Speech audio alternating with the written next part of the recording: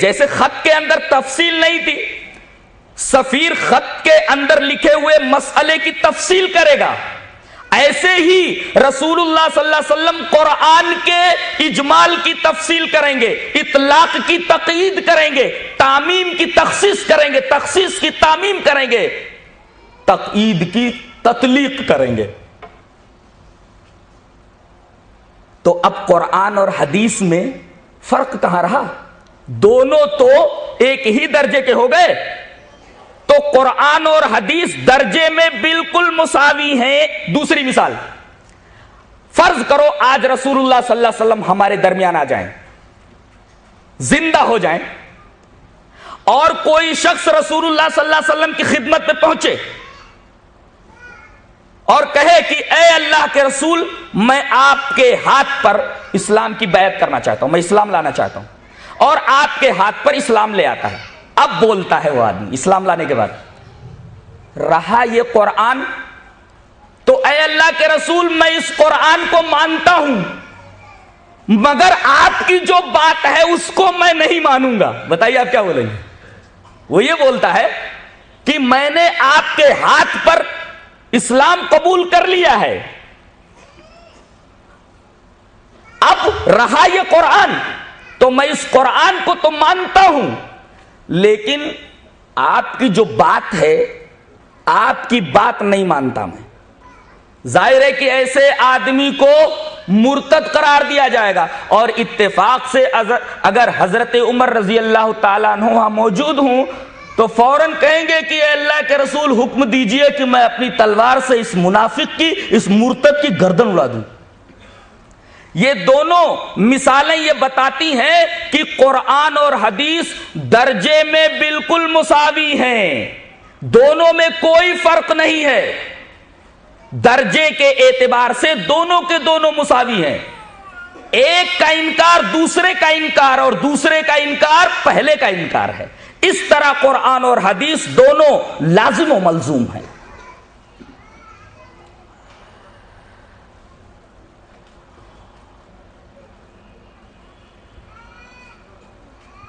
یہ اعتراض کیا جاتا ہے کہ قرآن حکیم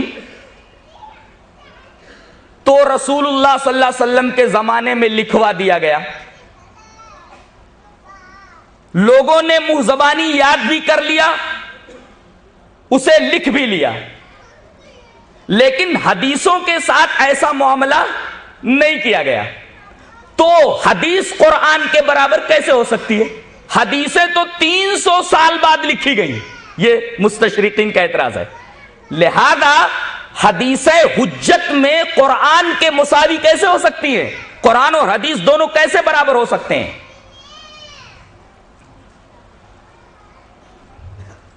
اس سے پہلے کہ میں ان تمام بحثوں کا اور اس اعتراض کا جواب دوں، آئیے پہلے حدیث کی تعریف سمجھ لیں، حدیث کہتے کس کو ہیں، اس کے بعد بحث کو آگے بڑھاتے ہیں۔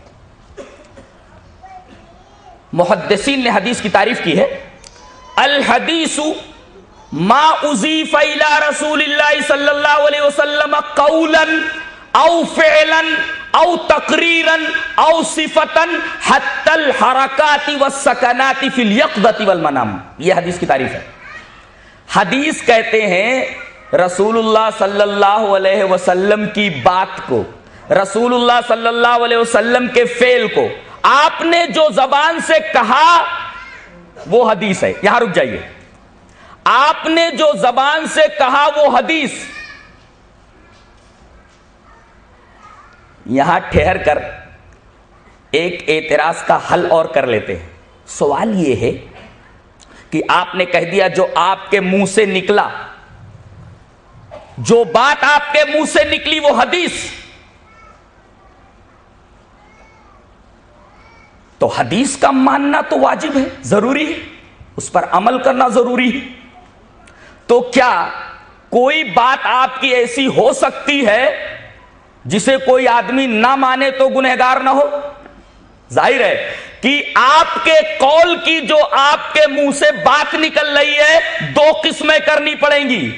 اگر آپ کی زبان مبارک سے وہ بات نکل رہی ہے جس بات کی بنیاد وحی الہی پر ہے، واجب التعمیل ہے، اور جو بات آپ کی زبان سے نکل رہی ہے اس کی بنیاد وحی الہی پر نہیں ہے، ضروری نہیں ہے کہ اس کو تسلیم کیا جائے، وہ ایک مشورہ ہے۔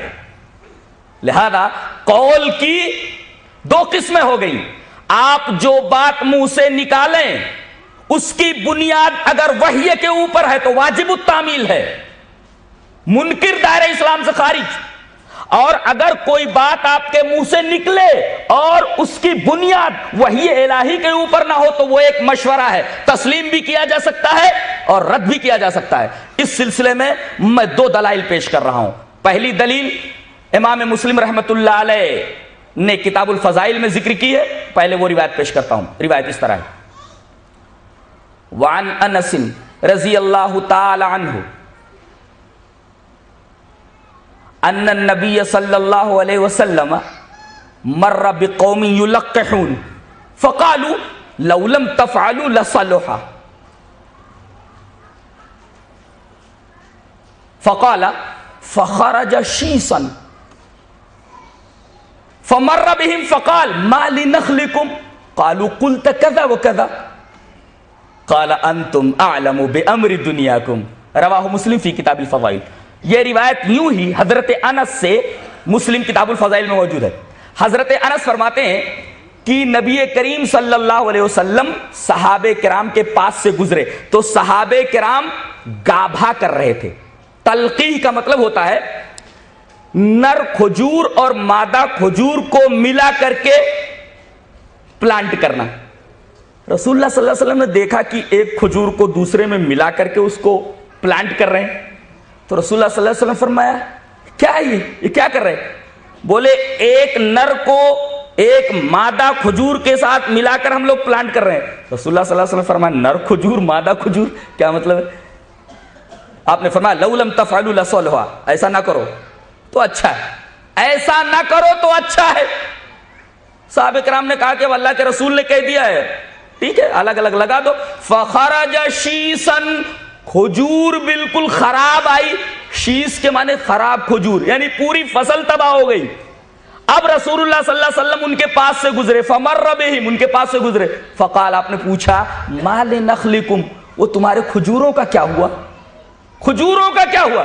اس سے پتہ چلتا ہے نبی کو غیب کا علم نہیں ہوتا، ورنہ پوچھنے کا مطلب کیا تھا؟ کھجوروں کے بارے میں معلوم ہو جاتا آپ کو۔ ما لنخلکم، تمہارے کھجوروں کا کیا ہوا؟ تو ان لوگوں نے کہا کہ اللہ کے رسول فصل تو تباہ ہو گئی ہے، اس لیے کہ قلت کذا وکذا، آپ نے ایسا ایسا کہا تھا کہ یہ نر کھجور مادہ کھجور سے ملا کر کے پلانٹ کرنے کا کوئی مطلب نہیں ہے، آپ نے ایسا کہہ دیا، ہم لوگوں نے ویسا نہیں کیا، پوری فصل تباہ ہو گئی ہے۔ تو رسول اللہ صلی اللہ علیہ وسلم فرمایا انتم اعلم بامر دنیاکم، تم لوگ اپنے دنیا کے معاملے کو مجھ سے زیادہ جانتے ہو۔ دیکھیں آپ کی زبان سے یہ بات نکلی کہ لو لم تفعلوا لصلح، لوگوں نے عمل کر لیا، فصل پوری کی پوری خراب ہو گئی، وہ ایک مشورہ تھا۔ آپ کے اس قول لو لم تفعلوا لصلح کی بنیاد وحی الہی پر نہیں تھی، ماننا ضروری نہیں تھا، مانتے یا نہ مانتے۔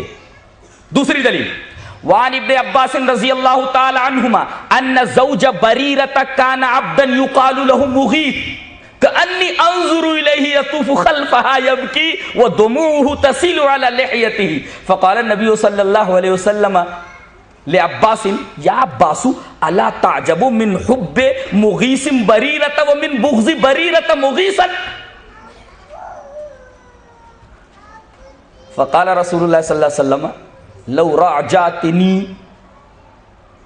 قالت یا رسول اللہ تأمرنی قال انما انا اشفع قالت لا حاجت لی فیہ رواہ البخاری فی کتاب الطلاق۔ امام بخاری اس حدیث پاک کو ایسے ہی کتاب الطلاق میں لائے۔